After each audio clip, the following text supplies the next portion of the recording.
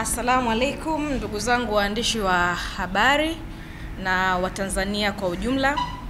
Majina yangu ninaitwa Moza Ali. Nilikuwa makamu mwenyekiti wa Baraza la Vijana Chadema Taifa tangu mwaka 2019 mpaka 2025. Ndugu zangu Watanzania wenzangu, leo nimekuja kuzungumza na nyie kupitia vyombo vya habari kuzungumza mustakabali wa siasa ya nchi yetu. Ndugu zangu Watanzania wenzangu, nikiwa kama kijana wa Kitanzania mwenye maono chanya kwa Watanzania ambao tunajua hali zetu za maisha zikoje. Ndugu zangu Watanzania wenzangu, tunafahamu siasa ya nchi yetu, katiba ya nchi yetu ipo kwenye mfumo wa vyama vingi, na siasa hii ya nchi yetu tunafahamu rais, mawaziri, wabunge, madiwani wote wanatokana na siasa.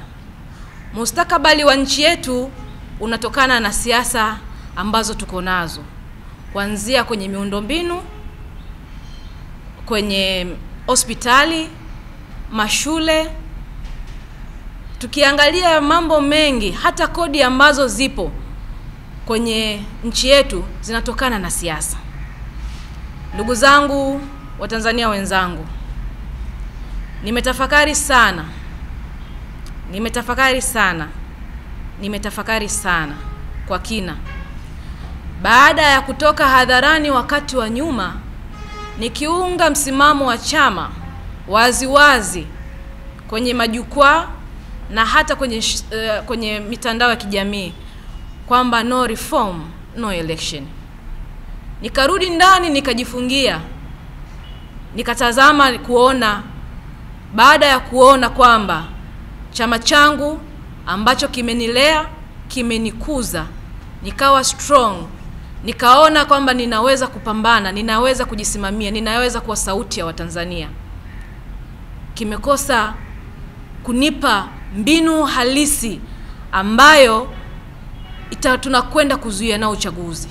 Nikitafakari Watanzania ambao tunawapigania, Watanzania hawa ambao wanawaza kazi zao, wanawaza familia zao, wana uhakika wa kupata 100,000, 200,000 kwa mwezi, ana uhakika na mshahara wa milioni 700,000 kwa mwezi, ni Watanzania ambao tumeitisha maandamano mara kadhaa, hawajakuja barabarani. Ndugu zangu Watanzania wenzangu, nimetafakari sana kwa kina, nikaona kwamba kuna haja, pamoja na ule msimamo wa chama niliokuwa nikiusupport wazi, no matter what, sikujali chochote kile ambacho kilikuwa kinatokea, pamoja na mishale mingi sana. Ndugu zangu Watanzania wenzangu, natangaza rasmi, mimi Moza Ali ninajivua wanachama wangu wa Chama cha Demokrasia na Maendeleo Chadema mpaka wakati mwingine. Asanteni sana wanachadema, Mwenyezi Mungu awabariki, Mungu ibariki Tanzania. Asanteni kwa kunisikiliza. Habari za mchana waandishi wa habari na Watanzania wote. Naitwa Glory Tausi. Mimi ni mwanzilishi wa programu ambayo inafahamika kama Chadema Digital, na nilijiunga na hiki chama mwaka 2018, na programu ile tulianzisha mwaka 2019 nikiwa mwanzilishi wa kwanza kabisa. Mwaka 2024 niligombea nafasi ya naibu katibu wa Baraza la Wanawake Chadema, lakini pia ni mtiania wa nafasi ya ubunge katika jimbo la Morogoro Kusini. Kama ambavyo wenzangu wamezungumza mambo mengi, sina mengi ya kusema, lakini na mimi ninatangaza rasmi kujivua wanachama wangu wa Chadema kwa sababu ya mambo machache ambayo yamenisukuma kufanya hivyo. Chama chetu kimetangaza program ya no reforms, no election ambayo wote mnaifahamu. Ni program ambayo imelenga katika kupinga na kuzuia uchaguzi. Mimi nikiwa kama mwanasiasa mchanga ambaye tunajikita katika kusimamia haki za raia. Swala la kusema tutazuia uchaguzi kwangu halijakaa sawa, kwa sababu ukiangalia sheria ya uchaguzi ya mwaka 85 ambayo imeshafanywa marekebisho, inampa raia haki ya kupiga kura na kuchagua na kuchaguliwa.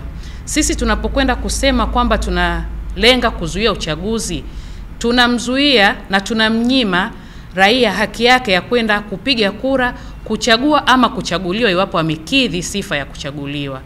Kwa hiyo swala hili la no reforms no election kwangu limekuwa gumu sana, na siko tayari kushiriki dhambi ya kumzuia raia kupiga kura na kwenda kuchagua au kuchaguliwa kwa nafasi ile ambayo yeye angetamani.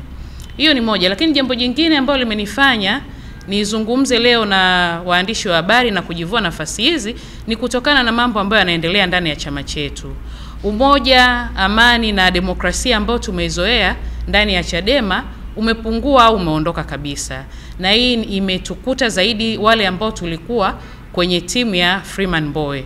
Baada ya uchaguzi wa tarehe 21 Januari pale Mlimani City, mambo mengi yalibadilika, na sisi ambao tulikuwa kwenye timu hii tumekuwa tukitengwa sana, jambo ambalo linafifisha hata ile hamu na hali ya kutaka kuendelea kufanya siasa. Lakini bado mimi ni kijana ambaye ninatamani kuendelea kufanya siasa. Kama chama changu akishiriki uchaguzi na hakiko tayari kufanya siasa za kistaarabu, kwa kweli ninaona mimi siwezi kufanya siasa za nginja.